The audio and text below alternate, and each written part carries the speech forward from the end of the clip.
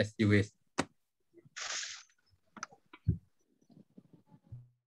Baik, untuk pertemuan ketiga ini berhubung Pak dosen sedang ada kesulitan kendala teknis ya untuk berhubung dengan kita, nggak apa-apa. Nanti ada, jadi sambil berusaha untuk login, nanti sambil kelompok 2 presentasi. Nanti juga mungkin di pertengahan semoga sudah bisa bergabung. Silahkan untuk kelompok 2, Bu Desi mungkin ya, silahkan Ibu. Pak Nurul ketuanya. Pak Nurul, silakan. Mohon mangga. Pak Nurul. Ya, terima kasih rekan-rekan semua dari manajemen di angkatan 45. Kami dari kelompok 2 akan menyajikan presentasi dengan bahasan analisa konsumen dan pasar bisnis. Mungkin kita mulai saja. Bu Desi bisa di... Saya share screen dulu.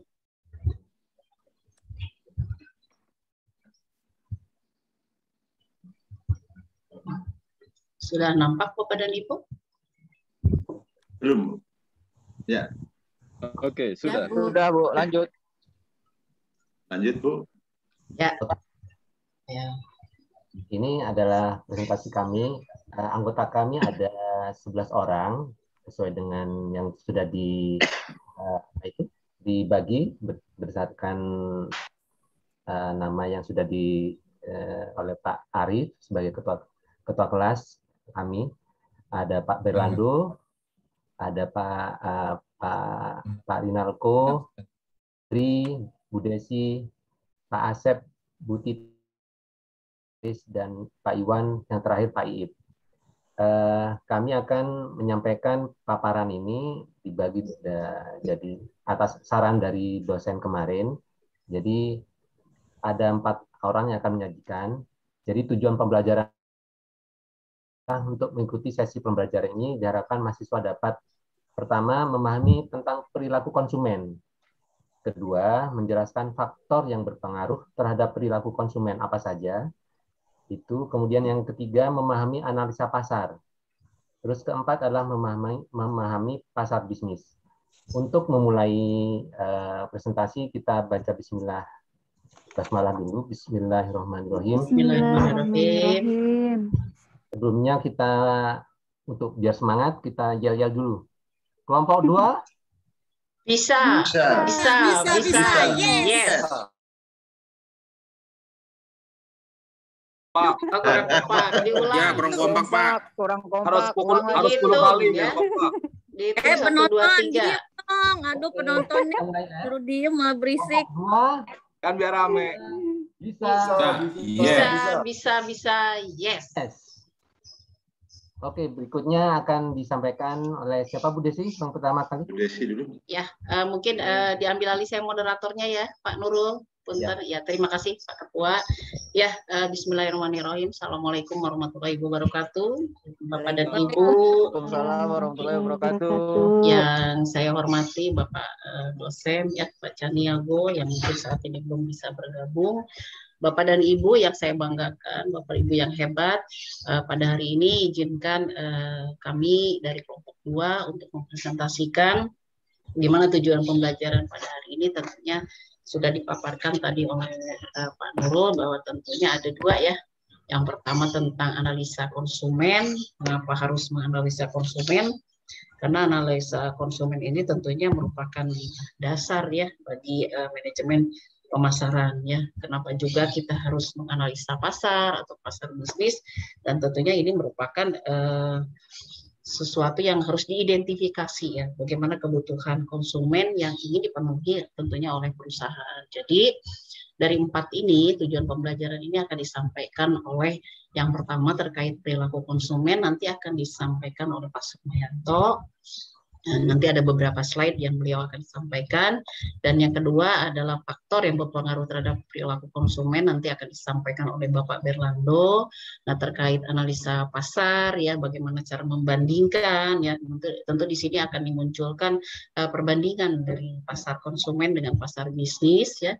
Di mana ini nanti akan disampaikan oleh Bapak Rinalko ya. Dan yang terakhir apa itu pasar bisnis dan bagaimana cirinya dan apa bedanya. Nah, itu nanti akan disampaikan oleh yang terakhir oleh Bapak Ketua kita, yaitu Bapak Nurul Sabta. Ya.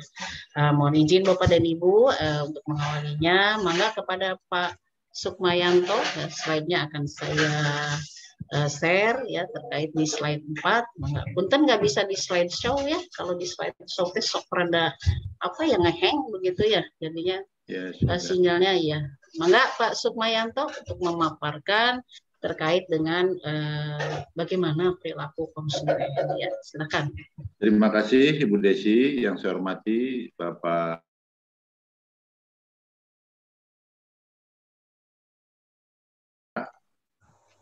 dan Ibu yang saya hormati.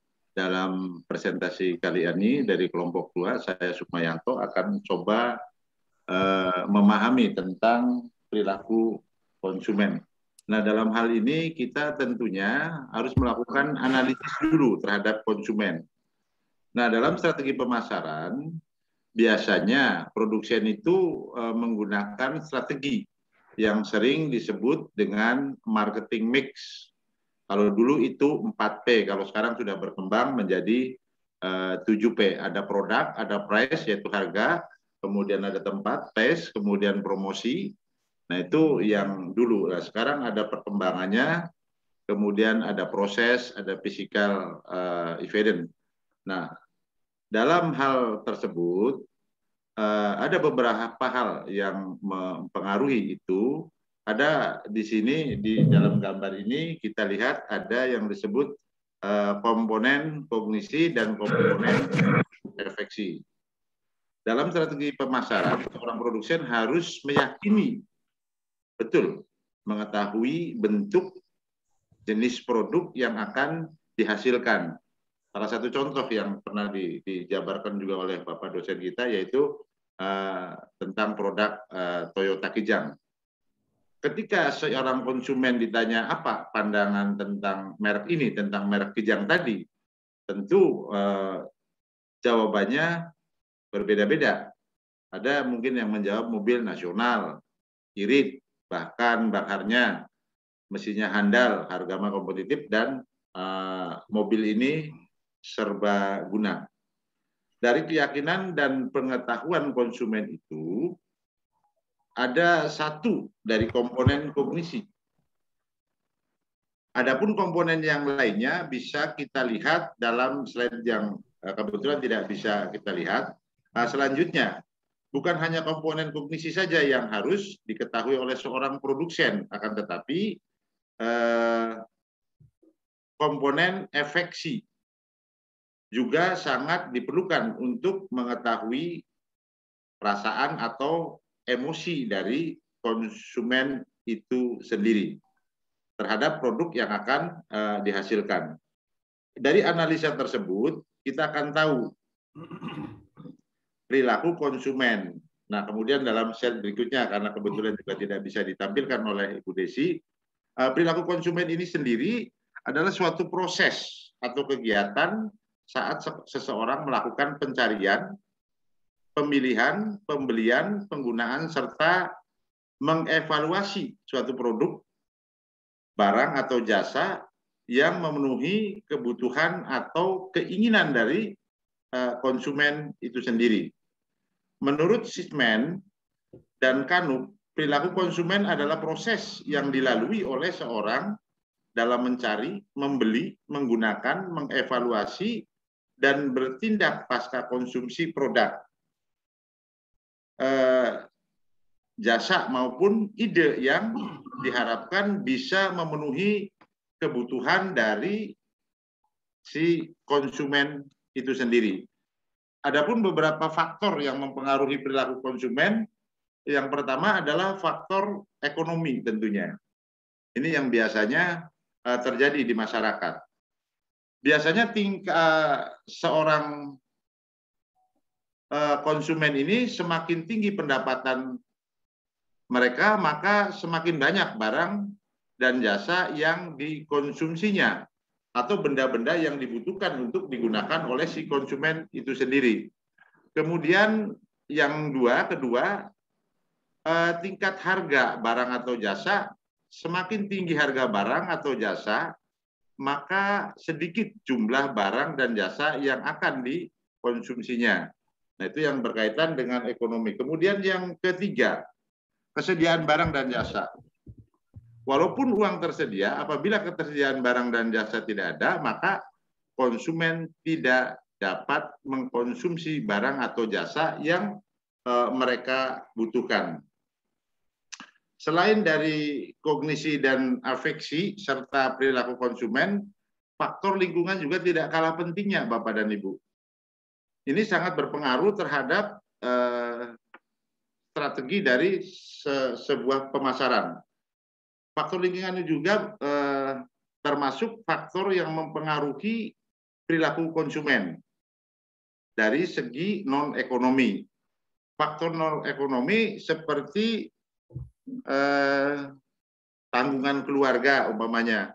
Semakin banyak anggota dalam keluarga, maka semakin banyak kebutuhan akan konsumsi barang dan jasa. Ini artinya berkaitan dengan jumlah keluarga itu sendiri. Kemudian tingkat pendidikan.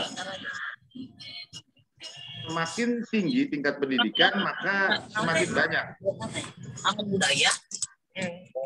biaya atau kos yang dikeluarkan. Contohnya kita ini di dalam pendidikan S2 tentu butuh biaya yang lebih tinggi. Kemudian tempat tinggal atau keberadaan dari konsumen itu sendiri. Biaya hidup yang dikeluarkan oleh masyarakat yang tinggal di kota besar tentu sangat berbeda dengan konsumen yang tinggal di daerah. Nah, kemudian faktor lingkungan juga memiliki cakupan yang sangat luas. Di antaranya lingkungan sosial, budaya, agama, dan adat istiadat. Nah, hal-hal seperti inilah yang kemudian menjadi presentasi saya yang berikutnya nanti di materi berikutnya yang kedua akan disampaikan oleh siapa, Ibu Desi? Mohon maaf. Sama ada masalah. Yuk lihat mainan dulu. Oh. Sama Pak Berlando, Pak. Ya. Barangkali sudah sampai di sana, Bu Desi. Saya pikir itu cukup presentasi yang saya sampaikan. Mudah-mudahan Pak Berlando akan menyampaikannya lebih baik lagi. Terima kasih. Assalamualaikum warahmatullahi wabarakatuh. Waalaikumsalam warahmatullahi wabarakatuh. Waalaikumsalam warahmatullahi wabarakatuh. Terima kasih tadi Pak Sukmayanto sudah memaparkan terkait strategi pemasaran di mana dianalisa dari perilaku konsumennya berdasarkan afeksi, kognisi, pengetahuannya dan juga perilaku serta lingkungan yang mempengaruhinya. Baik Bapak dan Ibu, sekarang kami persilahkan kepada Pak Berlando untuk memaparkan terkait dengan bagaimana perilaku konsumen itu dan pengertiannya. Silakan Pak Berlando.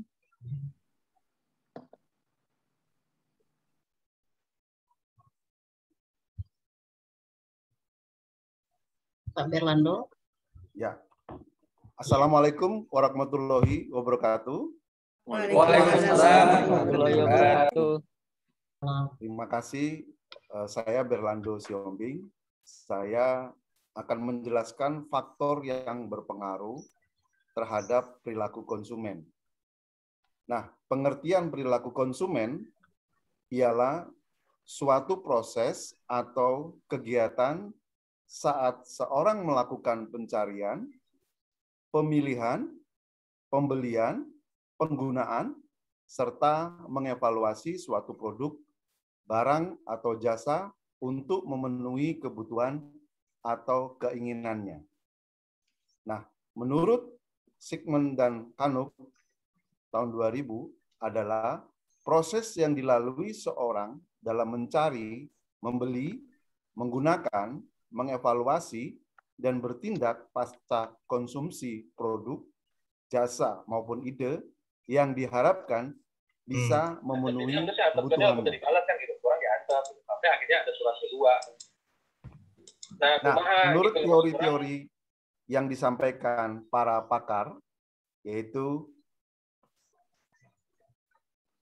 teori Freud, Sigmund Freud mengasumsikan bahwa kekuatan fisiologis yang membentuk perilaku seseorang sebagian besar adalah ketidaksadaran dan bahwa seorang tidak dapat memahami secara penuh motivasinya sendiri ketika seseorang mengamati merek tertentu, ya.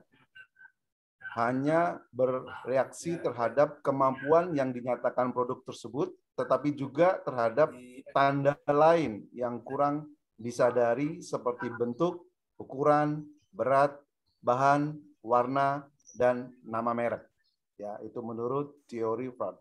Dan menurut Abraham Maslow, berusaha menjelaskan mengapa orang didorong oleh kebutuhan tertentu pada waktu tertentu. Ya, jawabannya adalah bahwa kebutuhan manusia diatur dalam hierarki dari yang paling menekan sampai yang paling tidak menekan. Seperti kebutuhan psikologis, kebutuhan keamanan, kebutuhan sosial, kebutuhan akan penghargaan, dan kebutuhan aktualisasi diri, orang-orang akan berusaha memuaskan kebutuhan terpentingnya terlebih dahulu. Menurut teori Herzberg, mengembangkan teori dua faktor yang membedakan ketidakpuasan, ya, faktor-faktor yang menyebabkan ketidakpuasan dan kepuasan, faktor yang menyebabkan kepuasan. Ketiadaan di Sativille. Ya.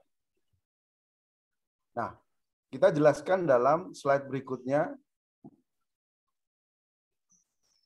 Proses psikologi kunci, ada titik awal untuk memahami perilaku konsumen adalah respon rangsangan.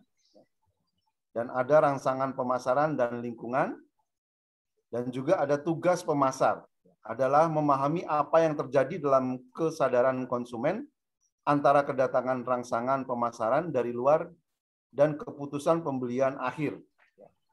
4 proses psikologi kunci yaitu terdiri dari motivasi, persepsi, pembelajaran, dan memori, di mana keempat elemen ini mempengaruhi respon konsumen secara fundamental. Nah, dari psikologi kunci, manusia mempunyai banyak kebutuhan pada waktu tertentu. Ada kebutuhan yang bersifat biogenetik, di mana kebutuhan timbul dari keadaan tekanan psikologis, contoh rasa lapar, rasa haus, atau rasa tidak nyaman. Dan ada juga kebutuhan bersifat psikogenetik, di mana kebutuhan yang timbul dari keadaan tekanan psikologis, contoh kebutuhan akan pengakuan, penghargaan, atau rasa memiliki. Nah, kebutuhan menjadi motivasi ketika kebutuhan itu meningkat sampai tingkat intensitas yang cukup sehingga mendorong kita bertindak. Pada saat persepsi dalam pemasaran, persepsi lebih penting daripada realitas. Karena persepsi konsumen mempengaruhi perilaku aktual konsumen. Nah, persepsi adalah proses di mana kita memilih, mengatur, dan menerjemahkan masukan informasi untuk menciptakan gambaran dunia yang berarti. Nah, poin utamanya adalah bahwa persepsi tidak hanya tergantung pada rangsangan fisik, tetapi juga pada hubungan rangsangan terhadap bidang yang mengelilinginya dan kondisi dari kita. Persepsi dan sekarang adalah memori. Semua informasi dan pengalaman yang kita hadapi ketika menjalani hidup dapat berakhir di memori jangka panjang kita. Nah, ahli psikologi kognitif membedakan antara memori jangka pendek, di mana penyimpanan informasi temporer dan terbatas. Sedangkan memori jangka panjang, penyimpanannya yang lebih permanen dan pada dasarnya terbatas. Yang akan saya sampaikan selanjutnya bahwa adalah pengertian pasar konsumen. Ini mungkin dalam, ke Pak Rinalko ya, Pak. Iya. Ya, Bu. Ya, Bu. Ya. Terima kasih. Fernando, iya. Terima kasih. Ya, terima kasih. Waalaikumsalam warahmatullahi wabarakatuh.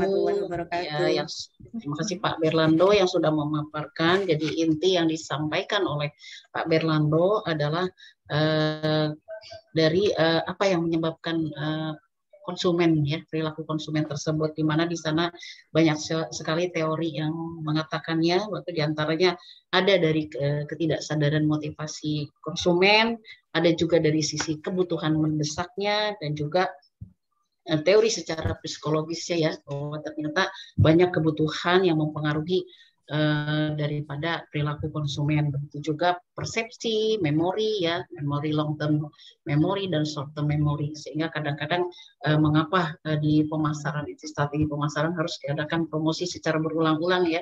Mungkin ini keterkaitan dengan memori dari seorang konsumen yang short term memory dan long term memory ini yang sangat mempengaruhi daripada perilaku konsumen. Ya, untuk selanjutnya, mari kita beralih kepada analisa pasar, yang dimana akan kita mulai dari pasar konsumen. Mangga kepada Bapak Rinalpo untuk memulainya memaparkan.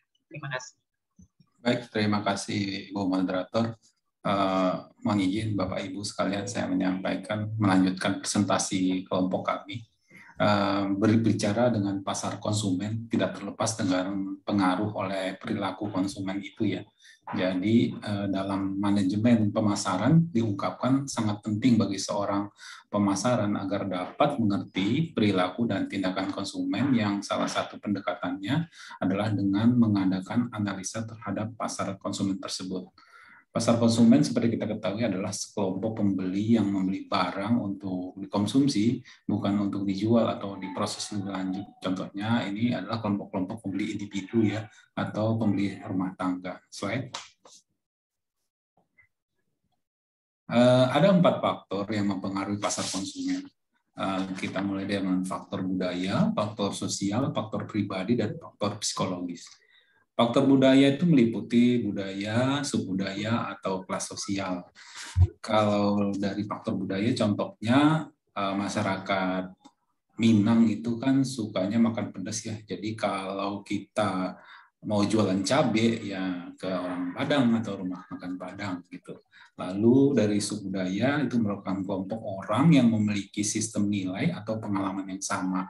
Jadi komunitas-komunitas tertentu, jadi kita bisa memasarkan produknya kepada mereka.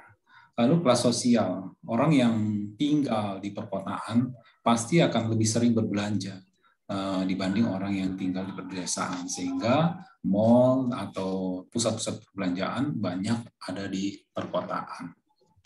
Yang berikutnya faktor sosial, terkait dengan kelompok, keluarga, peran, dan status, ya. Kalau dari kelompok, ya, kita pasti tahu seperti contohnya klub sepak bola. Kita pasti punya fans-fans tertentu dengan klub-klub sepak bola. Jadi semua produk klub sepak bola tersebut atau merchandise-nya itu pasti akan laku dijual oleh fansnya, sehingga harganya tidak lagi jadi pengaruh buat fansnya. Lalu kita juga akan meniru para pemain sepak bola tersebut, sehingga apa-apa yang menjadi apa yang dipakai oleh para pemain sepak bola akan kita beli. Lalu untuk keluarga udah pastilah, ya, anak-anak akan meniru apa yang jadi kebutuhan dirinya itu dari apa yang dia lihat dari orang tuanya. Pasti ibunya akan mengarahkan apa yang dia beli. Misalnya untuk memilih baju, merek apa, itu pasti dari ibunya gitu. Lalu peran dan status, ya, status itu dipengaruhi. Barang-barang itu kadang masyarakat memandang dengan membeli produk tertentu sangat mempengaruhi statusnya, ya. Jadi harga tidak masalah lagi untuk menggunakan merek-merek tertentu, sehingga meningkatkan derajat statusnya.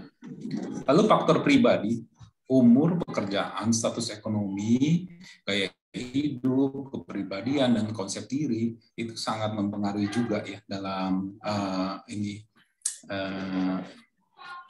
keunikan konsumen, ya, dalam memilih barang. Misalnya kalau masih anak-anak, ya beli pop ice di jalanan itu tidak masalah. Tapi kalau sudah remaja atau dewasa, ya beli kopi ya di kafe gitu. Itu contohnya. Lalu faktor psikologis ya, motivasi, persepsi, dan pembelajaran. Kalau dari motivasi misalnya barang-barang yang memuaskan hasrat itu akan membuat kita termotivasi untuk membelinya. Lalu persepsi tentang suatu barang membuat kita juga lebih memilih barang tersebut. Dalam pembelajaran biasanya kita kalau sudah mendapatkan barang-barang yang sudah bagus, oh berarti bagian dari pembelajarannya adalah saya akan memilih barang itu lagi saat membutuhkannya. Slide berikutnya.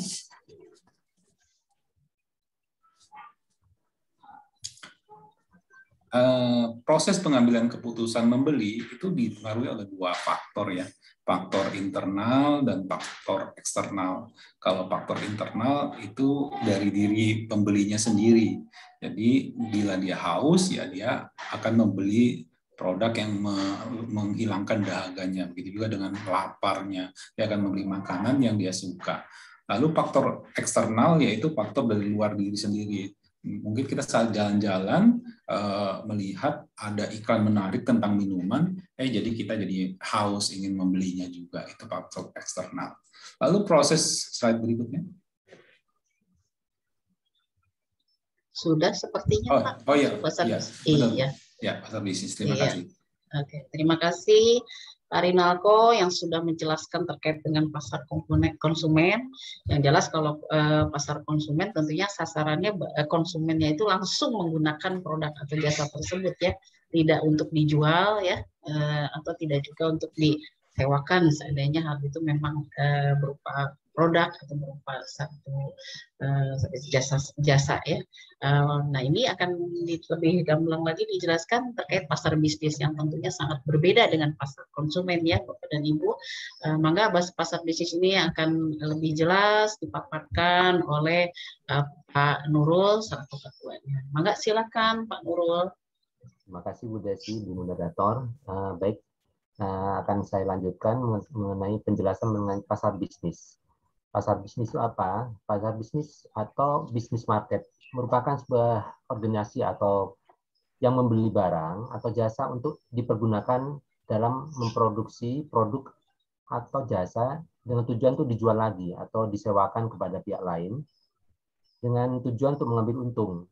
Jadi ini artinya sang pembeli tidak menggunakannya langsung barang yang atau jasa yang dibelinya, melainkan akan digunakan untuk produksi atau produksi produk yang baru lagi yang selanjutnya yang akan dijual atau disewakan atau dipasok kepada pihak lain.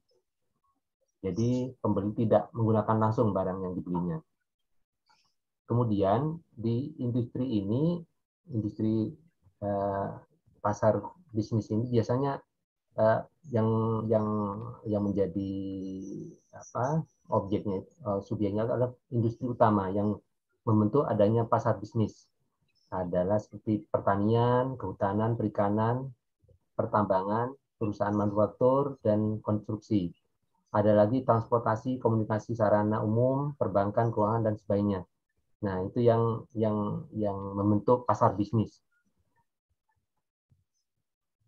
Pasar bisnis di sini ada perbedaan antara bisnis dan pasar konsumen, yaitu pasar bisnis itu terdiri dari individu atau organisasi yang membeli barang untuk diproses menjadi barang lain atau untuk dijual kembali.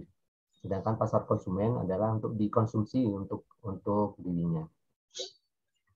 Berikutnya, Bu Desi. Kemudian proses keputusan pembelian. Proses psikologis dasar memainkan peranan penting dalam memahami bagaimana konsumen benar-benar membuat keputusan pembelian mereka. Jadi faktor-faktor yang membuat keputusan pembelian antara lain yaitu kecerdasan berusaha untuk memahami proses keputusan pembelian pelanggan secara penuh. Semua pengalaman mereka akan pembelajaran mengenai memilih, menggunakan, dan menyingkirkan produk. Jadi ada beberapa ini.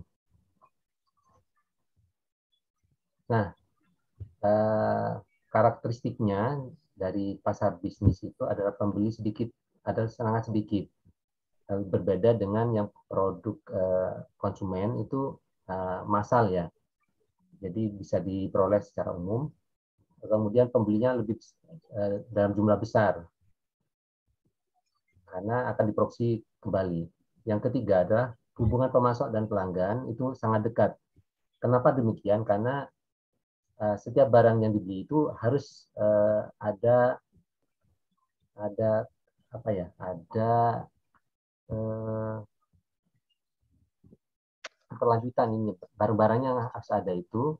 Misalnya ada kerusakan atau kekurangan itu harus kontak dengan pembelinya atau pelanggannya. Kemudian keempat, pelanggan di pasar industri lebih berorientasi secara geografis. Yang kelima, permintaan turunan. Kemudian yang keenam adalah permintaan elastis.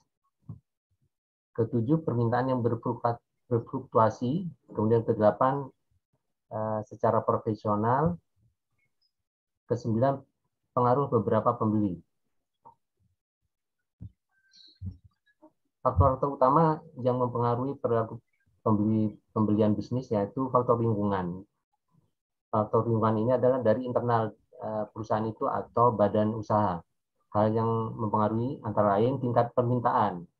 Jadi permintaan tergantung dari seberapa besar rencana produksi yang akan dilakukan. Kemudian ramalan ekonomi, tingkat suku bunga, kemudian tingkat perubahan teknologi, perkembangan politik dan peraturan. Faktor lingkungan sangat menentukan sekali karena apabila sedikit berubah maka semula yang direncanakan akan tidak berjalan. Kemudian perkembangan persaingan. Nah, misalnya suatu produk ini adalah yang saat ini adalah yang sangat laku. Kemudian pasti ada perusahaan lain yang akan membuat produk yang sama atau mirip-mirip gitu. Kemudian perhatian dan tanggung jawab sosial masyarakat. Kemudian kedua adalah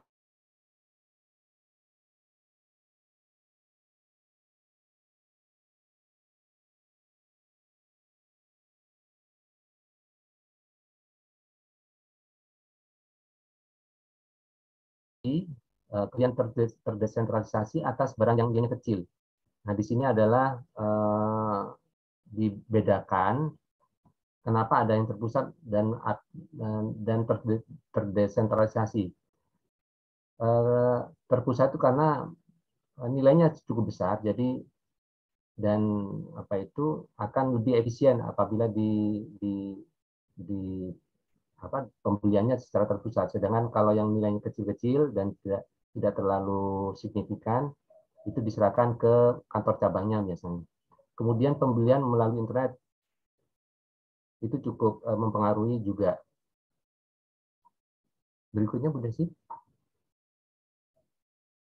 Faktor antar pribadi. Pusat pembelian biasanya terdiri dari beberapa partisipan dengan minat, wewenang, dan daya persuasif yang berbeda. Jadi personal itu menentukan dalam proses pembelian. Kemudian keempat adalah faktor individu. Setiap partisipan dalam proses pembelian memiliki motivasi, persepsi, preferensi pribadi. Kemudian hal yang dipengaruhi oleh umur, penghasilan, pendidikan, kemudian identifikasi profesional, kepribadian, sikap terhadap risiko, dan budaya partisipan.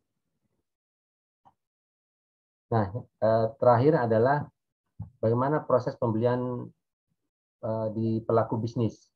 Jadi, misalnya dalam suatu perusahaan itu adalah ada program misalnya seperti di perusahaan saya misalnya itu ada program untuk meningkatkan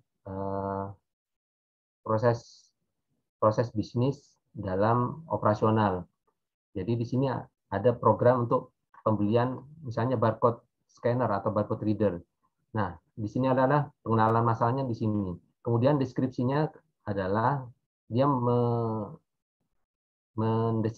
mendeskripsikan barang yang akan dibeli. Misalnya spesifikasinya bagaimana, yang perilaku yang akan memakai bagaimana. Misalnya itu.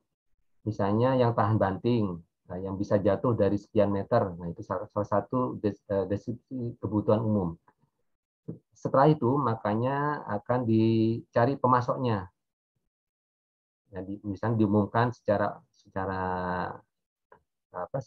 umum lewat media dan koran.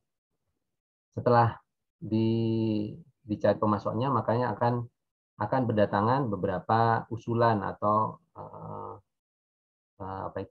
proposal dari beberapa calon pemasok.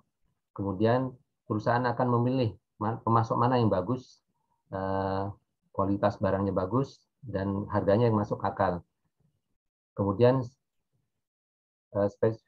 spesifikasi pesanan, berikutnya tinjauan kerja, dan terakhir adalah mengelola hubungan. Berikut ini saya sampaikan masing-masing lebih detail lagi yang untuk penjelasannya, yaitu untuk pengenalan masalah, yaitu proses yang dimulai pada saat seorang dan perusahaan menyadari adanya suatu masalah. Nah, seperti yang tadi saya jelaskan, misalnya kebutuhan yang akan dibeli oleh perusahaan. Diskusi kebutuhan yaitu dalam tahap proses pembelian bisnis, di mana perusahaan menggambarkan karakteristik umum dan kualitas produk yang dibutuhkan. Kemudian pencarian pemasok yaitu proses pembelian bisnis, di mana organisasi pembelian memutuskan untuk menetapkan spesifikasi karakteristik teknis produk terhadap produk dan yang diperlukan. Mengenai tadi yang saya jelaskan mengenai pencarian pemasok, yaitu tahap proses pembelian bisnis di mana pembeli berusaha menemukan vendor yang terbaik dari sisi harga dan kualitas. Kemudian pengumpulan proposal. Pengumpulan proposal adalah tahap proses pembelian bisnis di mana pembeli mengundang pemasok bermutu untuk mengumpulkan proposal. Jadi diseleksi begitu, Bu. Kemudian pemilihan pemasok. Nah, di sini adalah meninjau ulang proposal yang cocok, kemudian dipilih salah satu dari beberapa pemasok. Kemudian spesifikasi pesanan rutin. Nah, adalah tahap untuk di mana pembelian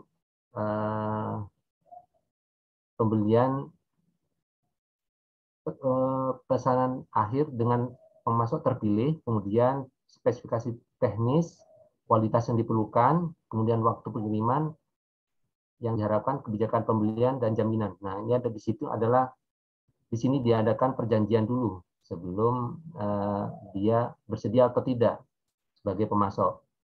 Kemudian tinjauan kerja, yaitu proses pembelian bisnis di mana pembeli menilai kinerja pemasok. Di sini dinilai juga dan memutuskan untuk melanjutkan modifikasi dan meninggalkan suatu kesepakatan. Mungkin itu penjelasan dari saya mengenai pembelian bisnis. Saya kembalikan ke moderator.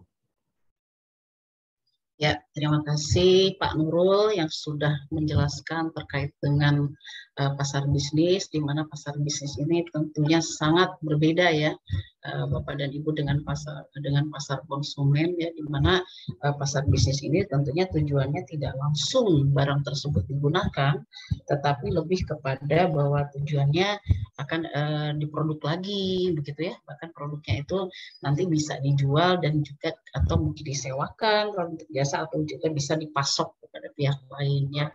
Jadi sangat beda alurnya dari pasar konsumen dengan pasar bisnis. Saya stop share dulu ya, Bapak dan Ibu.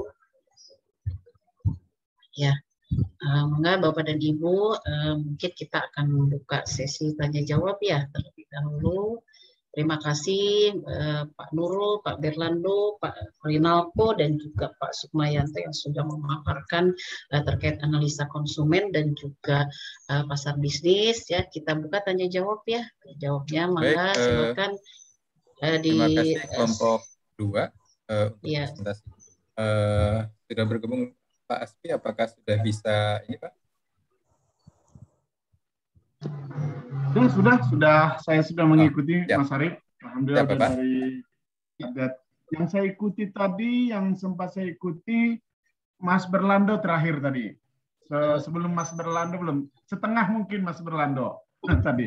Tapi nggak apa-apa, nggak apa-apa, mudah-mudahan nggak ada kendala. Silakan dilanjut. Ya, terima kasih Bapak. Ya, alhamdulillah, mudah-mudahan sinyalnya bagus terus ya Pak ya.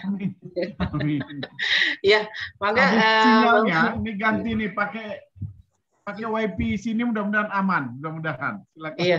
Jelas nih Pak. Iya. Terima kasih Bapak. Ya, mangga teman-teman supaya diskusi kita ini kita lanjut ya. Mangga kita buka sesi pertama dulu mungkin ya Pak ya, dengan 3 pertanyaan mungkin, karena dari kalau ada 3 kelompok, kelompok 1, kelompok 3 dan kelompok 4 mungkin yang akan bertanya. Mangga dibuka untuk sesi pertama dulu dengan 3 pertanyaan ya. Silakan, siapa yang akan bertanya? Izin Bu Desi. Oh ya, mangga Bu Eti dari kelompok 1 ya? Eti dari kelompok 1. Oh ya, mangga Bu Eti. Terima kasih Bu atas penjelasannya yang telah disampaikan secara bagus dan sistematik gitu ya Bu ya. Jadi terkait dengan masalah pasar bisnis Bu, bagaimana dengan lembaga atau pasar lembaga, apakah aturannya sama dengan pasar bisnis, Bu? Mohon penjelasannya. Ya, baik Bu Eti. Ini mau ditanggapi dulu atau 3 pertanyaan dulu langsung ya, kepada Ibu? Satu-satu saja dulu ya. Mangga, langsung saja ya, Bu Santi. Mangga yang akan satu-satu ya. Mangga silakan yang akan menanggapi dari pertanyaannya Bu Eti. Dari kelompok 2 kita, siapa yang akan menanggapi? Ya, silakan. Titin ya Bu ya. Oh iya, mangga silakan Bu Titin untuk menanggapi ya, terima dari. Kasih Bu Desi. Iya. Ya, pertanyaan yang bagus ya dari kelompok 1. Jadi saya akan menjelaskan terlebih dahulu yang dimaksud dengan pasar lembaga atau pemerintah. Nah,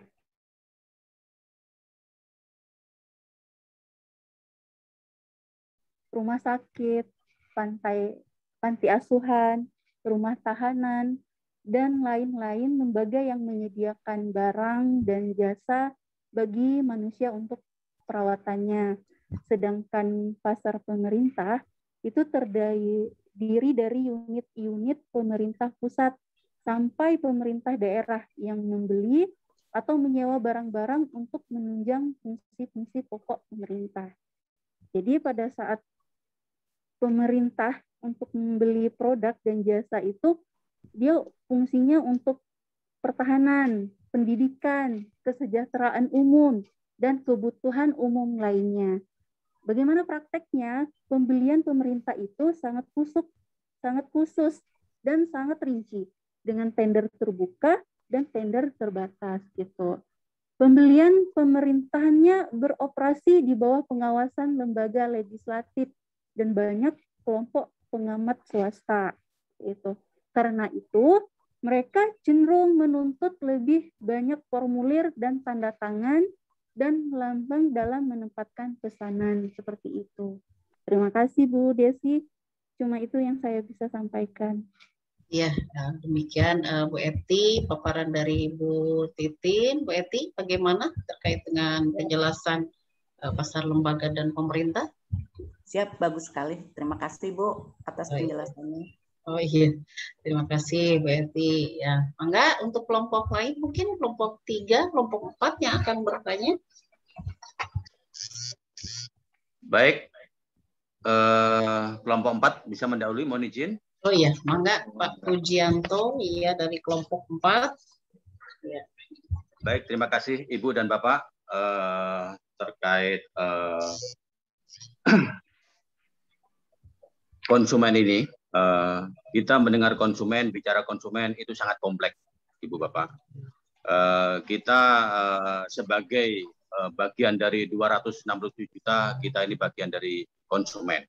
Tentunya konsumen itu mempunyai hak dan kewajiban yang sudah diatur dengan Undang-Undang Perlindungan Konsumen yaitu nomor 8 tahun 99. Kita sebagai konsumen cerdas dan mandiri serta konsumen berdaya mempunyai perilaku dan melakukan di antaranya jika membeli suatu produk atau barang, kita harus mempunyai teliti dulu sebelum membeli barang tersebut. Kedua, beli sesuai kebutuhan atau bukan keinginan. Ketiga, jangan abaikan masa kedaluarsa barang tersebut. Keempat, memperhatikan label dan manual garansi yang berbahasa Indonesia, karena banyaknya barang-barang produk yang dari pakai bahasa kanji atau bahasa lainnya. Kalau pakai bahasa Indonesia kan kita ada purna jualnya. Nah, penyimpulkan Mbak. Pastikan produk ber-SNI supaya aman dan nyaman. Mengingat keamanan, kenyamanan itu sangat berguna seperti kita membeli helm. Keenam, tegakkan hak dan kewajiban sebagai konsumen. Ketujuh, cintailah produk Indonesia. Tadi diutarakan proses keputusan pembelian. Nah, sedangkan pertanyaan kami, kapan konsumen mengambil keputusan yang tepat saat membeli suatu produk? Monggo pemaparannya bisa dijelaskan gitu dari kelompok Bu Desi. Ya, terima kasih Pak Pujianto ya, atas pertanyaannya, di mana saya ulang ya, sebetulnya dari tadi yang sudah Bapak ungkapkan bagaimana dasar daripada konsumen itu akan memilih suatu produk ya, tadi sudah Bapak jelaskan, diantaranya teliti, harus sesuai dengan kebutuhan, ya seperti itu. Dan ternyata Bapak menanyakan kapan gitu ya, kalau konsumen itu mengambil keputusan dalam membeli suatu produk. Mangga dari kelompok 2 yang akan menjawab siapa? Ya, Bu Desi. Oh ya, mangga Pak Aris Pujianto ya. Sama juga Pujianto. Izin. Ya, karena yang Aris. menanyakan ini namanya Pujianto. Yang menjawab Aris Pujianto nih. Cocok Pak, cocok. Cocok. Jadi ada kedekatan. Izin Bapak dan Ibu, pertanyaan dari kelompok 4 tadi kalau tidak salah dengar saya, kapan sih konsumen mengambil keputusan membeli suatu produk? Jadi konsumen akan mengambil keputusan untuk membeli suatu produk itu dimulai dari ketika pembeli mengenali masalah atau kebutuhan. Kebutuhan tersebut dapat dicetuskan oleh rangsangan internal atau eksternal. Kira-kira gitu Pak Pujianto. Contohnya, faktor internal itu seseorang akan merasakan lapar atau haus, maka akan mulai menjadi pendorong konsumen untuk membeli produknya. Itu mungkin yang bisa saya jawab pertanyaan dari Pak Pujianto. Saya Aris Pujianto menjawab pertanyaan dari Pak Pujianto. Sama-sama Pujianto nih Pak. Terima kasih. Saling memuji. Ya, demikian Pak Pujianto. Jadi jawabannya bahwa tadi sudah dijelaskan bahwa ada faktor eksternal ya dan faktor internal ya. Berarti internal itu namanya internal ya pasti kebutuhan dalam diri konsumen tersebut ya, butuh berdasarkan kebutuhan mendesak atau tidak ya seperti itu. Apakah kalau eksternal ya tadi dikatakan oleh Pak Rinalko dan juga Pak Aris bahwa hal itu tentunya bisa saja ada faktor pendorong untuk membeli produk seperti iklan tadi ya yang kata Pak Rinalko, nggak haus tapi ngelihat di jalan ternyata iklannya menarik ya, ternyata iklannya menarik, mungkin ada artis yang terkenal sedang minum satu merek terkenal ya minuman, jadi eksternalnya yang tadinya tidak haus karena melihat artisnya itu jadi langsung membeli ya. Jadi Ingin haus kapannya, gitu ya. iya, jadi tiba-tiba haus saja. Ya, betul. Tiba-tiba Karena seperti antek itu ya. juga. Kalau internal mah karena kebutuhan kita mungkin disederhana di kehidupan kita saja ya. Kita di rumah Iya. sedang ingin lapar, berarti kita mencari makanan. Tetapi kadang-kadang mencari makanan kalau ngelihat brandingnya, wah ini ada bonus, ada diskon, wah nggak lapar juga. Kita mencoba untuk, nah itu kita mencoba asik nih telapor juga ya. Nah, jadi begitu ya Pak Pujianto, mudah-mudahan Pak Pujianto tidak puas supaya tetap berdiskusi dengan kami. Ya, maka untuk selanjutnya mungkin dari kelompok 3 ya, iya, 3. Iya, kelompok 4 tadi sudah. Maka kelompok 3, iya. Mangga dengan siapa kelompok 3? Sofian. Pak Sofian ya. Mangga dari kelompok 3 Jangan langsung. susah-susah ya Pak pertanyaannya.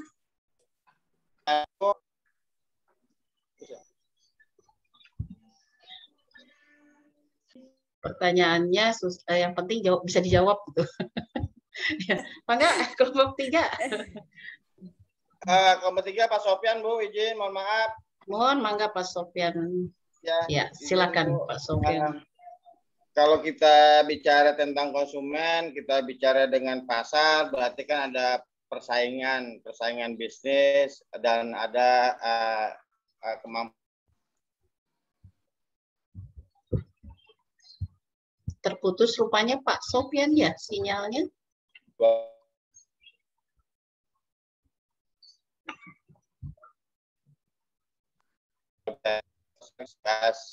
Bagaimana mereka baik. Putus ya? Punten Pak Sofian diulang karena terputus sepertinya sinyalnya. Putus, ya. Coba Betul videonya ya. di kameranya di. Di videonya di off kan saja, nggak apa-apa Ya, videonya. baik, Bu. Izin. Ya.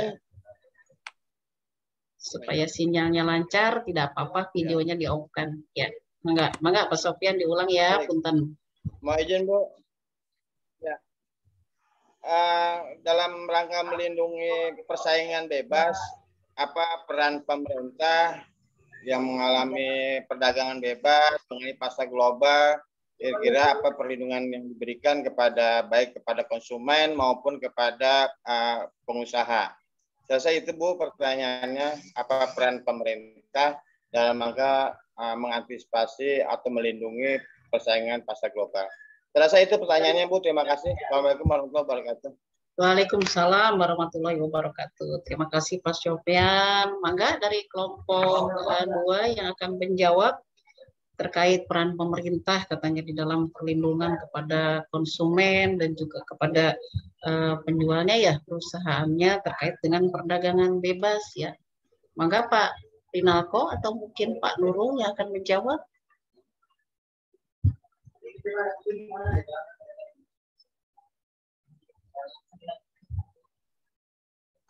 Kalau dari saya Bu, oh ya, mangga. Apa perlindungan pasar bebas ya. Jadi pertama meningkatkan mutu produk dalam negeri itu supaya menarik kepada pelanggan. Kemudian dari sisi mutu ya, dari sisi mutu, kemudian dari sisi keperluan, misalnya di sini perlu setara dengan yang diimpor itu, maka harusnya di sini juga membuat yang sama.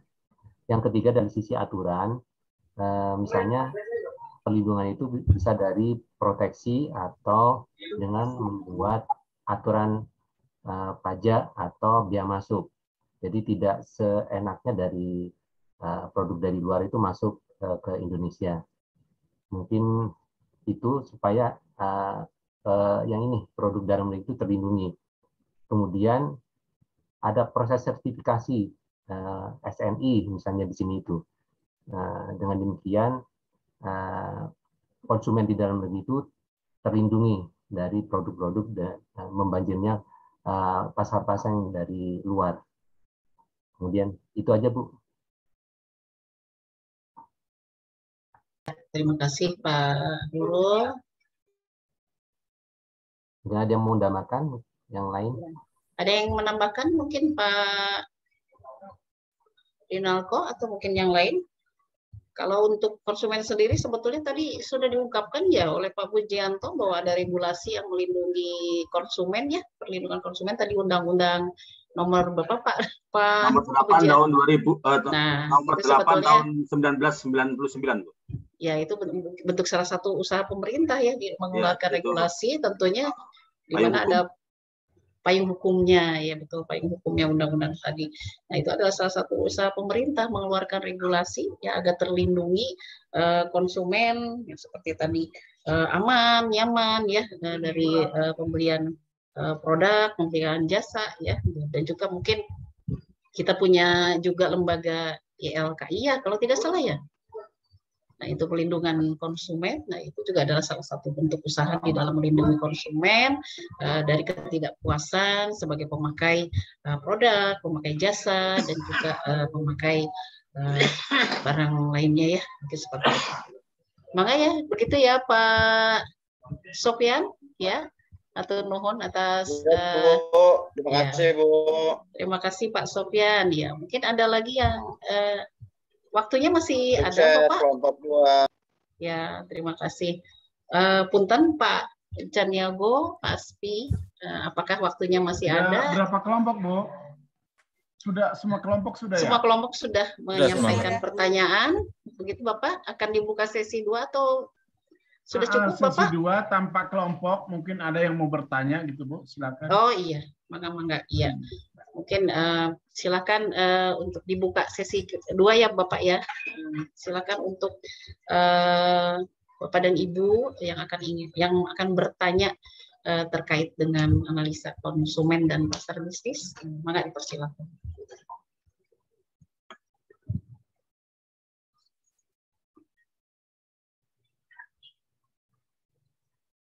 Enggak, Bapak dan Ibu? Dari mana saja boleh dari kelompok 1, boleh dari kelompok 3, boleh dari kelompok 4, yang mana saja. Iya. Bu, saya nanya Bu. Ya, mangga ya, Pak Asep. Saya menajat dari kelompok 1. Mau nanya Bu, terkait dengan penjelasan kelompok 2 tentang pasar lembaga dan pemerintah, tentang tender terbuka dengan tender terbatas atau tertutup. Saya kurang paham Bu dengan pertanyaan tersebut. Pernyataan tersebut ya. Mohon diberikan penjelasan lebih lanjut tentang tender tersebut. Terima kasih Pak Asep. Masih membahas yang tadi ya, rupanya menjelaskan terkait jawaban dari Bu Titin ya. Mungkin Bu Titin karena di poin tadi dijelaskan bahwa ada katanya bahwa praktek-praktek pembelian di pasar pemerintahan ini ternyata secara khusus bisa dilakukan dengan 2 tender ya, ada tender terbuka dan juga ada tender terbatas tadi disampaikan begitu oleh Bu Titin. Maka Bu Titin untuk menjelaskan kembali mungkin apa ini maksud dengan tender terbuka, tender terbatas ya. Terima kasih Pak Asep atas pertanyaannya. Ya, maka Bu Titin. Iya Bu, terima kasih. Ya. Baik. Di sini saya akan coba membantu menjawab apa yang dimaksud dengan tender terbuka dan tender tertutup. Tender terbuka itu adalah tender yang diumumkan kepada publik dan dapat diikuti oleh siapa saja yang memenuhi persyaratan.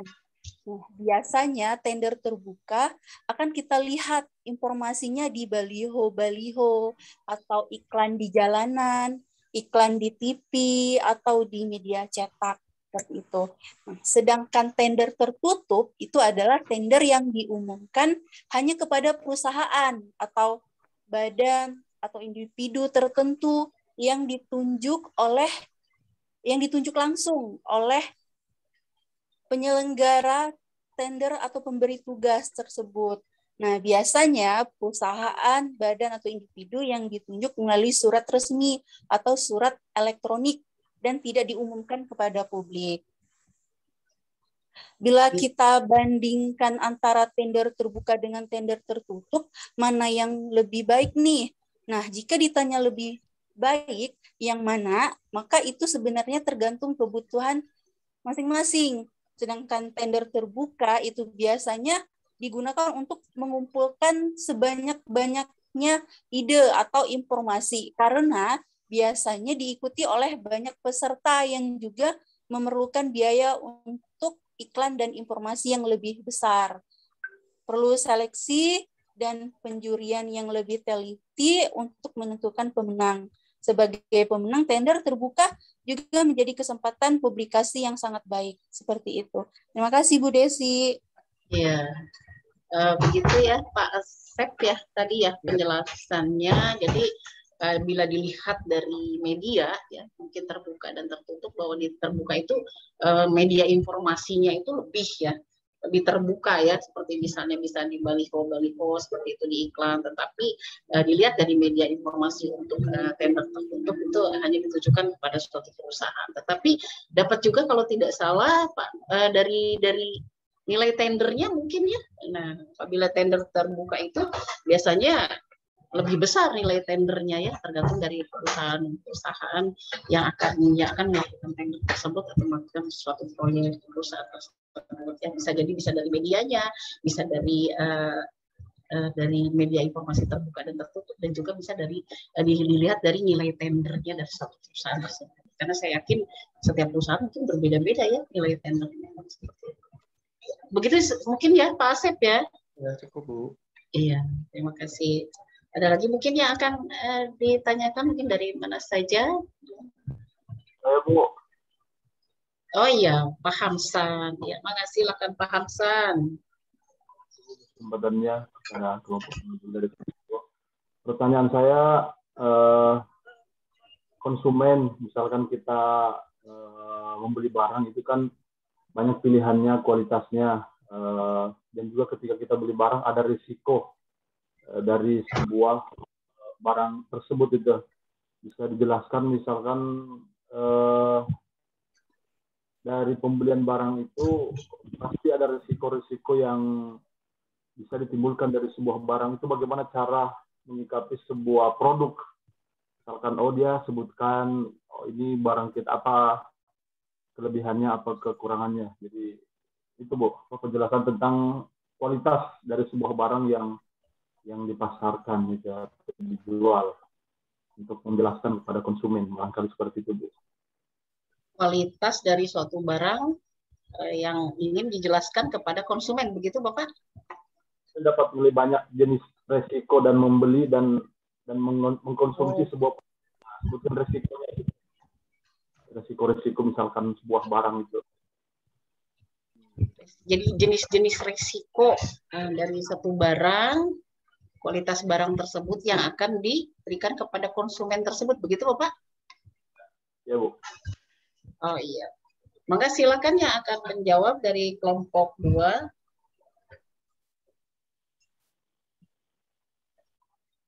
Mungkin.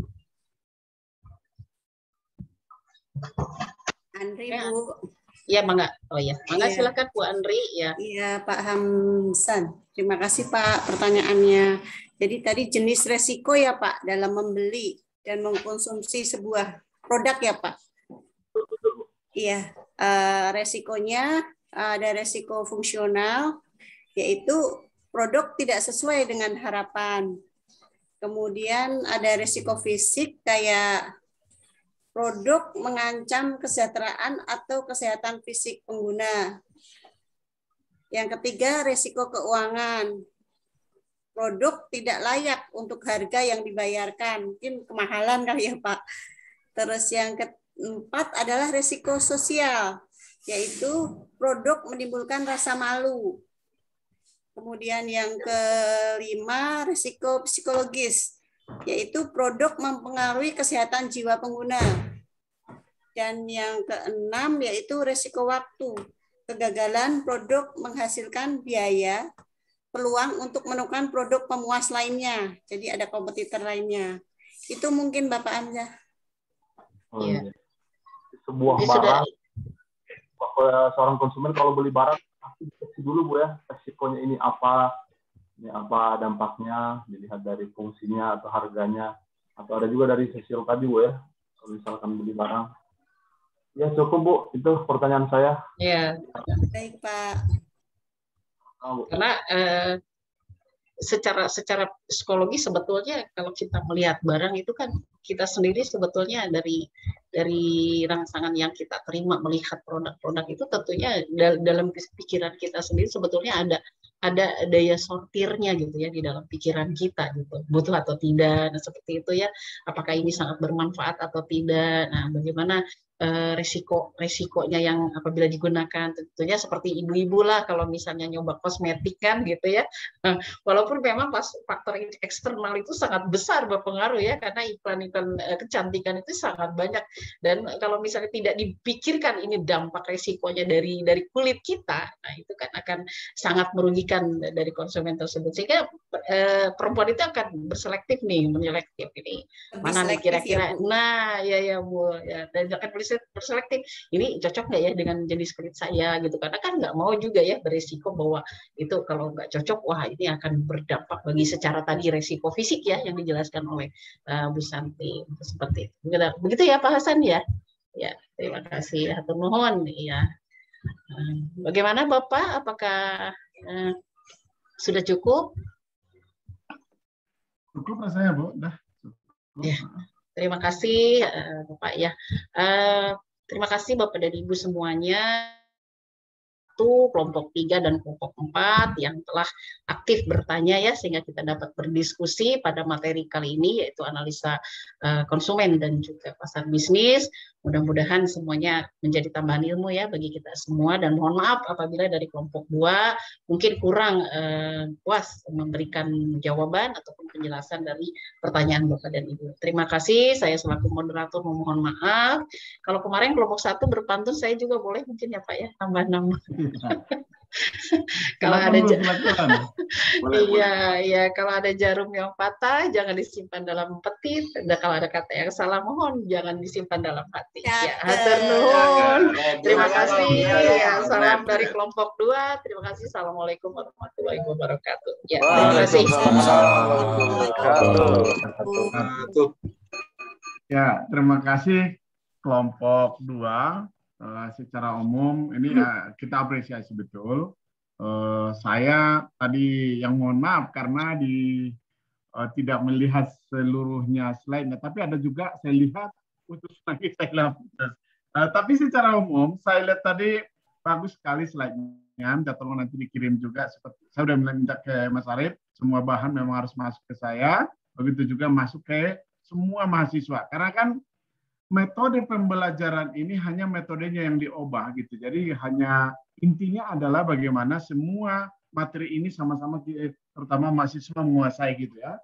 Jadi materi yang baru disampaikan perilaku konsumen ini wajib bagi yang tadi juga atau ada setengah juga masuknya harus dibaca. Tolong kelompok 2 memberikannya apa melalui ketua. Langsung silakan, intinya semua mahasiswa termasuk di saya. Bapak dan Ibu, saya menyampaikan kalau dari penilaian keseluruhan bagus gitu. Kedengaran ya suaranya ya? Jelas Pak. Jelas Pak. Kedengaran Pak. Halo Mas Arif, kedengaran suaranya? Jelas Bapak, terdengar jelas Pak. Jelas ya? Ya. Jelas. Ya, makasih Mas Janto. Mas Arif. Jadi secara umum, tadi bisa disampaikan oleh kelompok 2 terkait dengan perilaku konsumen. Jadi kalau bisa kita katakan secara umum, ketika bicara perilaku konsumen, maka paling dasar itu adalah bagaimana kebutuhan dulu yang diutamakan. Itu dasar kalau kita bicara prinsip tadi, kebutuhan dulu yang diutamakan. Soal hari ini banyak promosi di mana-mana, iklan mana-mana, itu adalah strategi dalam mempengaruhi kebutuhan, gitu ya. Tadi ada dibicarakan ada iklan itu mencoba mempengaruhi orang untuk yang nggak butuh jadi butuh, menggeser pikiran si konsumen, menggeser perilaku konsumen. Tapi tadi dijelaskan oleh kelompok 2 bagaimana konsumen itu pada dasarnya sudah ada beberapa patokan, ada hubungan dengan berbagai hal tadi, tapi ternyata perilaku konsumen itu bisa juga digeser oleh bentuk-bentuk iklan yang menggoda. kadang orang datang ke mall karena ada sesuatu kebutuhan, tapi belum sampai membeli kebutuhan, justru keinginan, duit udah habis untuk keinginan, kan gitu. Banyak sekali pembiayaan atau dana-dana yang didahulukan oleh keinginan mengalahkan kebutuhan gitu ya. Itu kadang suami istri pun bisa ribut gara-gara mengutamakan keinginan daripada kebutuhan. Jadi secara umum saya lihat tidak ada masalah, saya nggak membahas lebih panjang lagi karena perilaku yang sudah disampaikan. Saya coba menambah sedikit materinya. Mungkin saya minta waktu sedikit lagi karena masih 16.47 untuk kita masuk ke materi baru, karena saya tetap berusaha tadi ada materi dari diskusi dan ada materi tambahan juga dari saya karena udah tinggal sedikit lagi waktu kita. Saya meniatkan tadi kalau memang nanti memungkinkan tidak mesti harus 17.30 karena tadi udah dari awalnya sudah tidak udah masuknya pun udah nggak pas karena jaringan. Ya, sebentar saya mohon izin untuk masuk sebentar untuk masuk slide.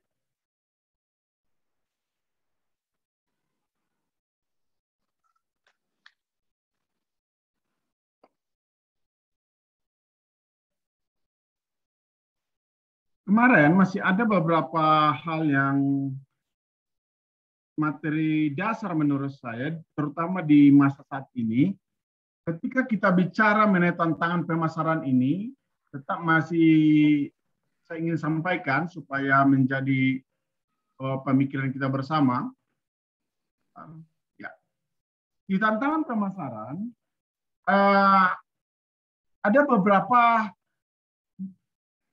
alat-alat atau istilahnya teknologi sekarang, terutama di digitalisasi. Saya ingin memperkenalkan ini kaitan dengan era globalisasi yang sekarang sudah suka atau tidak suka memang sudah kita jadikan sebagai bagian dari tantangannya. Saya mulai coba dari sini.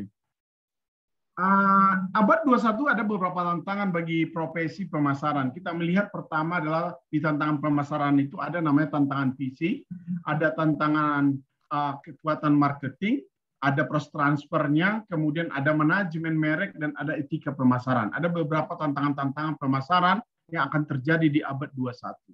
Jadi kalau dulu mungkin sangat sederhana. Jadi ketika marketing dulu, orang atau istilahnya untuk memenangkan persaingan dengan jumlah produksi sebanyak-banyaknya, maka dia menang gitu ya. Sekarang itu sudah tidak itu lagi. Bahkan sekarang bisnis-bisnis itu dengan hanya modal merek aja, itu bisa dia memenangkan seluruh pemasaran yang ada di atau istilahnya proses pemasaran yang ada di lapangan ya. Kita mencoba melihat beberapa tantangan pemasaran ini. Yang pertama adalah tantangan visi. Di tantangan visi ini sering ada memang kalau kita lihat keputusan pemasaran lebih didasarkan pada pemenuhan tuntutan masa sekarang. Jadi kalau kita lihat baik di konteks global itu dituntut memang kalau nggak unggul tertinggal gitu ya. Itu harus ada unggul. Kompetisi dimenangkan harus berdasar keunggulan. Kemudian ada penekanan di sana mengenai tanggung jawab untuk melihat masa depan menjadi bahan para eksekutif pemasaran. Tantangan bagi para manajemen atau para marketer untuk melihat konteks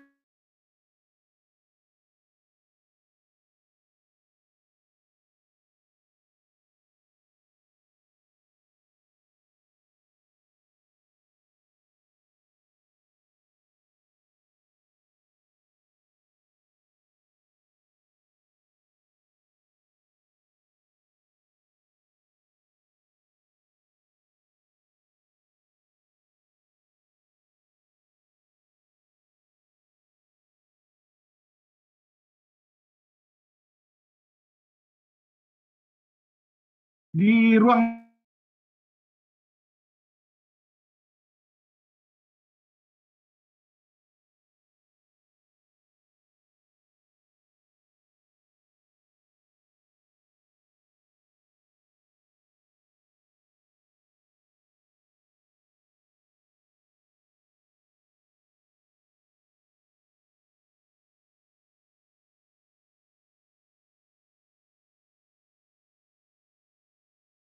lingkup ini minta tolong dibaca karena memang ketika kita belajar pemasaran, idealnya memang poin-poin ini bisa dipahami menjadi bagian pemasaran, istilahnya yang menjadi pemasaran itu apa saja. Ini kira-kira gambarannya kalau ruang lingkupnya, produk layanan, riset pemasaran, saluran distribusi, distribusi fisik, keputusan promosi, keputusan harga, analisis lingkungan, umpan balik, dan tanggung jawab terhadap masyarakat.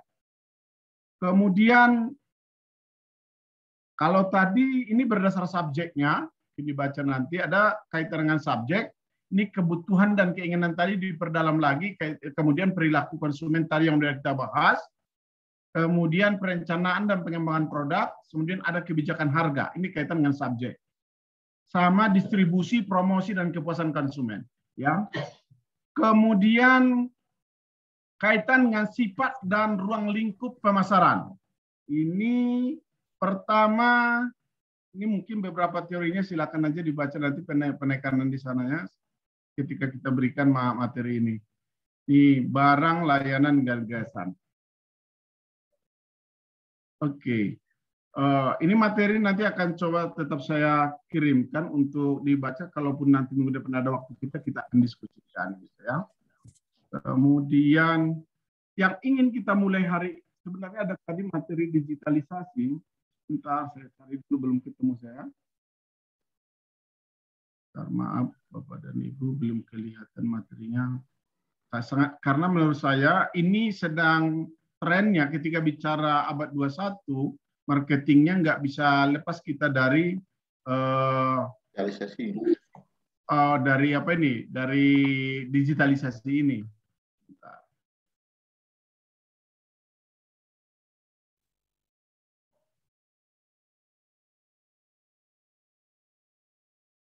Dari perasaan saya sudah ada, rupanya di dalamnya tidak ada tadi. Ya, tadi bahannya tetap akan saya kirimkan ke Bapak dan Ibu. Nah.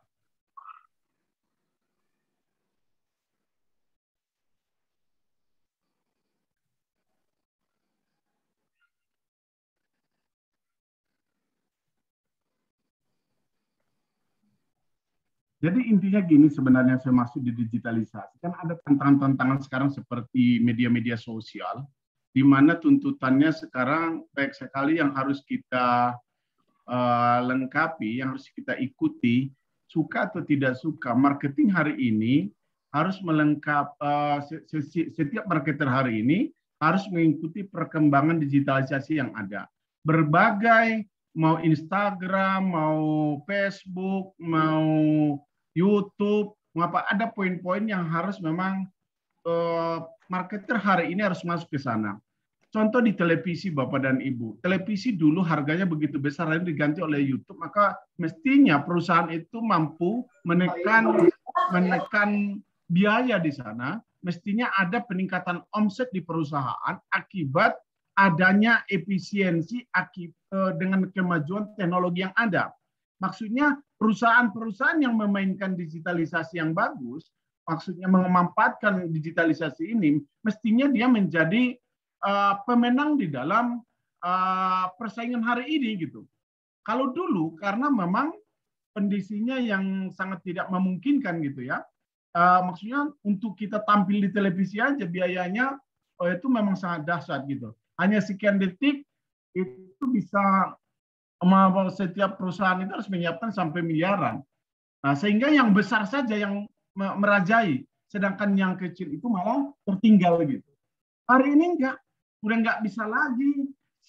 Bisa dikatakan bahwa penguasa marketing itu hanya perusahaan-perusahaan besar. Kita berharap ke depan akan terjadi perusahaan-perusahaan baru, terutama UMKM sebenarnya. Kalau dia jeli membaca pasar akibat pendekatan marketing dengan pendekatan tools digital, harusnya dia bisa mampu memenangkan persaingan ke depan. Ya tentu bertahap gitu ya, tentu bertahap. Karena bukan semata-mata modal lagi gitu. Nah, kita contoh dalam pemasaran pribadi lah, individu-individu orang dalam kampanye ke depan. Ini contoh dalam kita bicara pada pemilu yang akan datang. Kalau kita lihat pemilu sebelumnya, dengan pemilu yang ini, nanti akan seru ketika orang memasarkan diri mereka. Kalau dulu orang main tempel banyak-banyak itu, pakai tempel, poster di mana-mana. Nanti kemungkinan di proses pemasaran ke depan itu akan bergeser. Mulai akan bergeser bagaimana habis-habisan main di YouTube, di Facebook, di WA, itu. Kemarin juga ada, tapi mungkin akan lebih seru lagi nanti. Itu nggak tahu soal isu yang akan berkembang itu jauh lebih besar. Begitu juga nanti bagaimana kita melihat digitalisasi ini menjadi pusat marketing ke depan. Jadi saya ingin menekankan apa mau pemerintah, mau swasta yang tidak bermain di digitalisasi hari ini, tidak menyiapkan sarana prasarana hari ini, itu akan tertinggal. Itu akan tertinggal. Jadi saya akan susulkan materinya karena saya belum ketemu. Bapak dan Ibu, harusnya tadi saya kita sudah ada di dalamnya, mestinya tadi di abad 21 itu ada, ternyata tidak ada. Mohon Bapak dan Ibu untuk materi digitalisasi itu dipahami betul mana yang menjadi tren di 2021 yang akan menjadi itu. Mohon ada kepahaman kita di sana. Sehingga materi kita termasuk materi yang terbarukan. Jadi kalau marketing yang lama kan bicara istilahnya konsep-konsep dasar marketing seperti yang kita sampaikan di awal-awal kemarin. Tapi memang ada tuntutan di abad 21 ini harus kita pahami apa sih bedanya marketing hari ini dengan marketing yang sebelumnya, gitu ya. Oke, Bapak dan Ibu, saya memang udah niatkan bahwa hari ini kita sampai jam 17 saja, karena saya juga memang, mohon maaf, memang lagi di puncak dari tadi pagi ngasih materi, kemudian tiba-tiba ada masalah tadi di jadwal, mungkin ada tanya jawab, mungkin ada pertanyaan-pertanyaan tertentu yang perlu kita diskusikan, masih ada 1, 2, 3 menit lagi yang bisa dimanfaatkan. Bapak dan Ibu silakan kalau ada pertanyaan atau ada hal-hal yang perlu kita diskusikan sebelum kita closing pertemuan kita hari ini.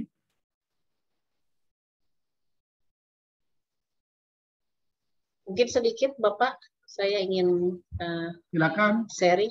Bu Desi. Ya, terkait dengan apa yang Bapak sampaikan tadi terkait kecakapan 21, mungkin itu dapat diartikan bahwa analisa pasar digital mungkin ya Pak ya, yang 4.0 ya. Kita bisa mengarah ke sana ya mungkin Pak, terkait dengan digital sekarang.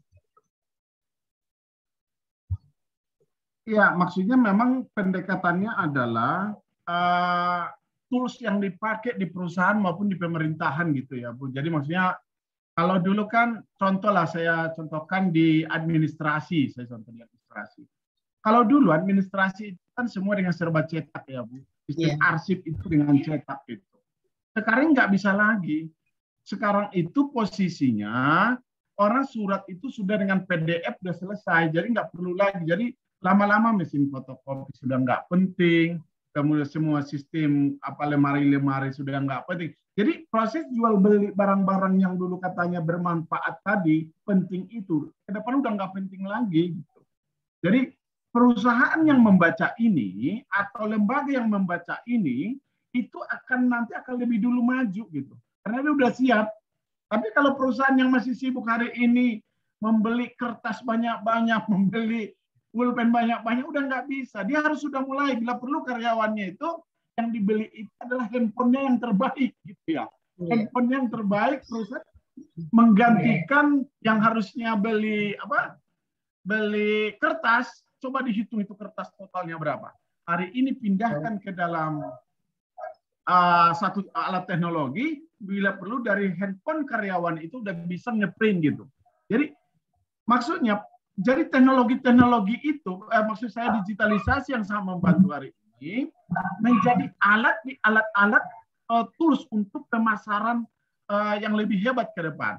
Maksudnya teknologi-teknologi itu sangat membantu percepatan suatu produk sampai ke masyarakat gitu ya.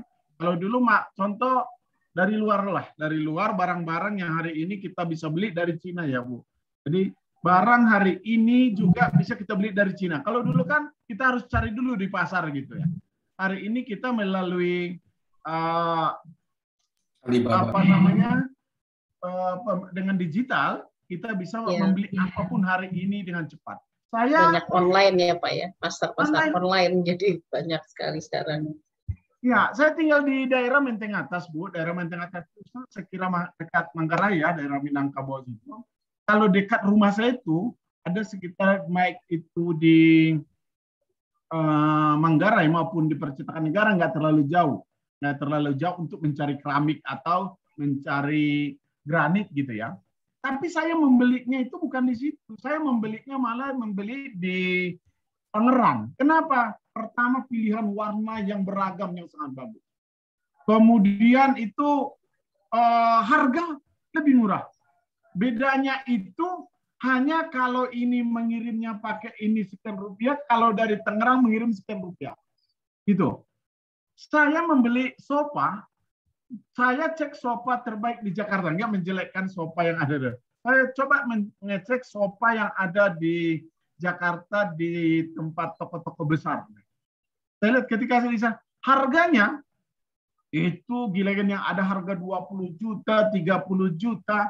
Tapi ketika kita langsung ke pusatnya di Jawa namanya apa? Pusat Jati itu? Jepara. Hari ini kita bisa langsung masuk ke pasar Jepara, Bapak dan Ibu. Barang yang di Jepara bisa kita beli langsung ke Jakarta dengan hanya nanti di luar ongkos kirim. Ongkos kirim berapa? Untuk sofa lengkap itu cuma 500.000. 500.000 truk yang akan membawa sampai ke rumah kita. Gitu. Jadi di luar harga tadi, kalau umpamanya harga di sana sampai 30 juta ke beli sofa, ternyata di sana bisa sampai 7 juta, Bu. Cuma nambah 500.000, 7.500.000, sofa sudah ada di rumah kita. Ini contoh. Jadi kenapa harga itu begitu? Karena tidak ada pajak lagi untuk dipajang di toko di pusat kota Jakarta, nggak ada pajak, nggak ada gedungnya harus dibangun, nggak ada karyawan yang harus nungguin. Biasanya memang pembelian itu umpamanya kita beli nih. Saya waktu itu beli, dia bilang butuh waktu sekitar 2 minggu ya Pak. Berarti dia pesan, dia buat itu 2 minggu. Jadi memang udah ada percetakannya, malnya sudah dia bentuk sehingga dasar-dasarnya udah ada, tinggal menyatukannya. Jadi yang harusnya 30 juta bisa sekitar 7.500.000. Ini contoh tantangan di marketing ke depan. Kalau siapa yang jeli membaca ini, membaca baik pemasarnya main, itu akan jauh lebih bagus. Kemarin kawan-kawan penjual mangga di Indramayu mengatakan, saya ke depan nggak mau lagi menyetok ke Jakarta semuanya. Saya akan jual mulai dari Indramayu. Kalau dulu kan dari Indramayu dikirim ke Cirebon. Seolah-olah mangga itu mangga Cirebon. Gitu ya. Nah, besok orang Indramayu akan langsung menjual ke titik-titik pusat-pusat pembelian itu gitu.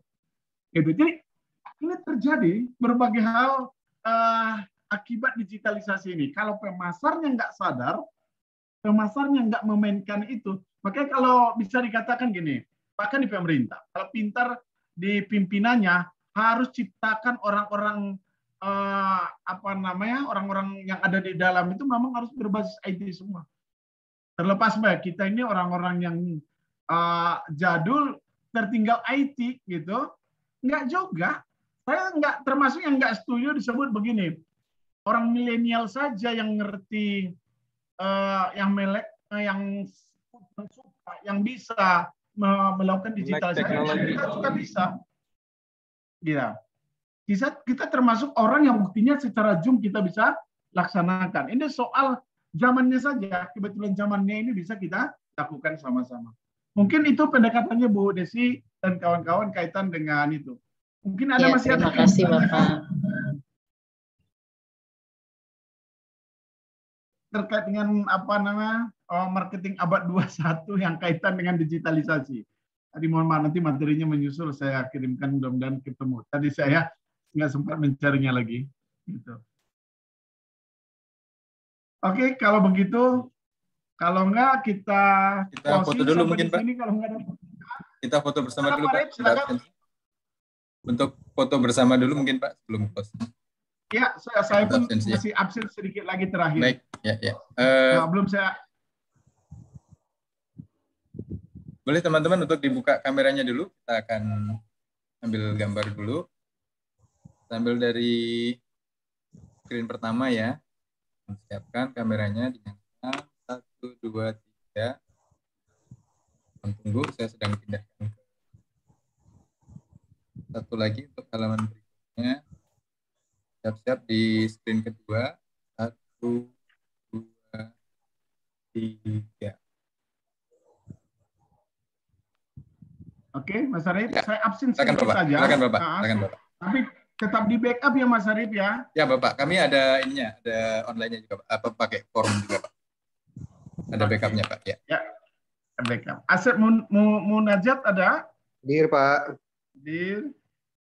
Muhammad Hamsan. Hadir Pak. Hadir, makasih.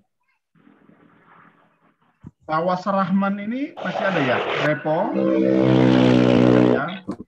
Sobri Rahmadani. Hadir Pak. Ya. Muhammad Zaid. Hadir Pak, hadir. Ya. Yani Yuniartini. Hadir Pak. Ya. Marfudin. Hadir Pak. Ya. Peksi Dimundri Angi. Ada ya. Eti Mariati. Siap, hadir Pak. Ya, Auliansyah ada ya. Arif Haryadi. Hadir Bapak. Ya, Mas Arif. Ya, ya. Andri Iksanti. Hadir Pak. Ya, Linda Karim. Hadir Pak. Ya. Victoria Yandi. Hadir Pak. Ya. Rizal Pahlevi. Hadir Pak. Ya. Lutfi Kurniawati. Hadir Bapak. Ya. Berlando Sihombing. Tadi ada masuk Berlando. Tadi presentasi. Oke, Hairuni. Iya deh, gimana? Hadir Pak. Ya. Edi Kusworo. Hadir Pak. Ya. Yeni Dawati. Hadir Bapak. Ada ya. Ini. Kemudian Yustianto Rusadi. Hadir Pak. Ya. Yusni. Ada tadi rasanya Mbak Yusni? Hadir Pak. Ya. Aan Kurniawanto. Hadir Pak, hadir. Hadir. Ya. Rinalko Prengki Saragi. Hadir Pak. Ya. Nurul Islam. Hadir Pak. Ya. Jaka Rahmanda. Hadir Pak. Ya. Cinta Eria Revina. Hadir Bapak. Ya. Bapak izin hadir. Ya, Cinta Eria Revina. Liantoro. Hadir Pak. Siap. Ya. Ya, Hari Sutanto. Selamat sore Pak, hadir. Ya. Hadir Pak. Anggita Hairani. Anggita. Hadir Pak. Hadir Pak. Ya. Lufti Al-Ghifari. Hadir Bapak. Ya. Hari Ramadan Syah. Belum ya. Fatimah Soraya. Oke.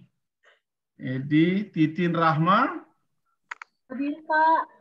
Ya. Hendi Purgianata. Nggak ada. Yuda Mahanata. Dan juga ya, Yan Wijaya Kusuma. Harapnya depan. Hadir Pak. Ya. Iriani Murid. Nggak ada ya. Ririn Widiawati. Izin hadir Bapak. Ya. Sumayanto. Assalamualaikum, hadir Pak. Nah, Mas Yanto. Iwan Setiawan. Ada? Iwan Setiawan. Ada ya. Muhammad Idris. Ada Elsa Fitri Rahayu. Hadir Pak. Ada. Ya, Mbak Elsa. Lagi Aris Pujianto. Hadir Pak. Ya, Mas Aris tadi bedanya antara Aris Pujianto dan Aris sama Pujianto tadi. Mas Aris ada itu. Ya. Sufyan Nusauri. Siap. Hadir, Pak. Ya. Douglas Orlando.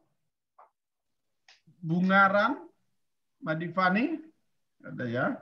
Pujianto. Mas Pujianto tadi. Siap, hadir Pak. Pujianto asli Pak. Ya.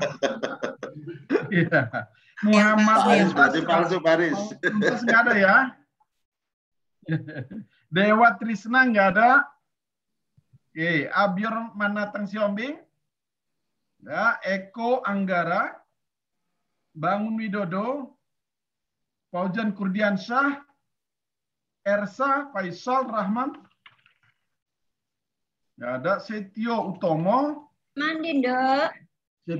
Mau jalan-jalan nggak? Nggak ada ya, Setio ya. Mau. Siapa mau jalan-jalan tuh? Rizky, Aris Muhardi maksudnya.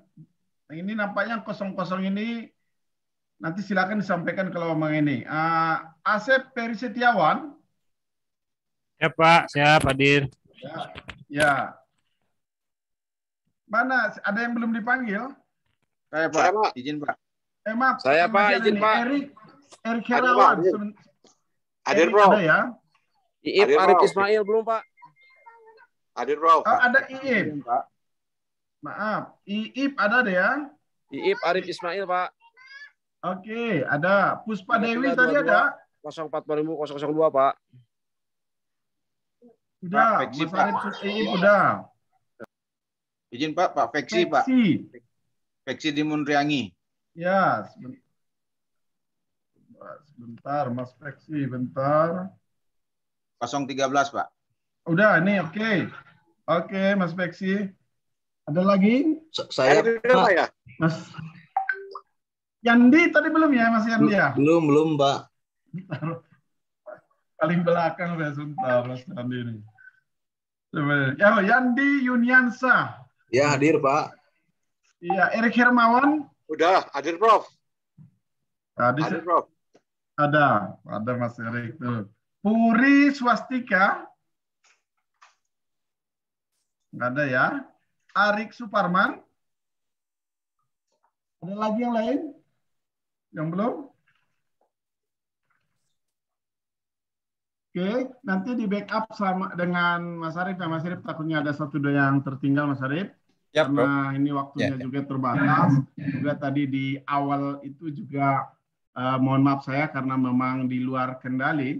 Sudah saya siapkan tadi beberapa hal materinya. Jadi ya, tapi minimal target saya di hari ini untuk kita menyampaikan materi perilaku konsumen itu tercapai. Kawan-kawan juga tadi minta tolong bahannya dibagi. Demikian, kalau nggak ada pertanyaan lagi kita closing ya, kita tutup ya. Itu demikian. Assalamualaikum warahmatullahi wabarakatuh. Waalaikumsalam. Terima kasih banyak Bro. Terima kasih Pak. Terima kasih Bapak. Terima kasih Bapak. Terima kasih semua. Sehat selalu Pak. Selamat refreshing Pak di puncak. Selamat berlibur. Iya Pak. Bapak udah. Sampai jumpa lagi ya. Selamat berakhir pekan, selamat beristirahat. Terima kasih. Mangga semuanya. Ya. Terima kasih Siapa Pak. mau jalan-jalan ya? Tadi siapa mau jalan-jalan ya? Ngajak-ngajak. Bu Ririn. Iya. Bu Ririn jemput di Depok. Kelompok 1 aja deh diajak. Ririn mau ke puncak. Itu Pak Iip di mana itu Pak Iip? Enak banget itu. Lagi mancing ya. Di sini Bu. Lagi mancing ya? Ya di puncak Bu. Bakar-bakar di puncak. Ya Allah, macet kali jam segini di puncak mah. Bu Eti, puncak Bu Eti. Ya. Puncak Bu Eti, mau nggak macet? Tahu nggak puncak mana Bu Eti? Puncak Asmara.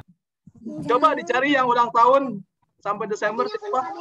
Desember Bu Desi. Desi mah lahirnya April kata saya juga. Bu Desi tanggal 15. Wis.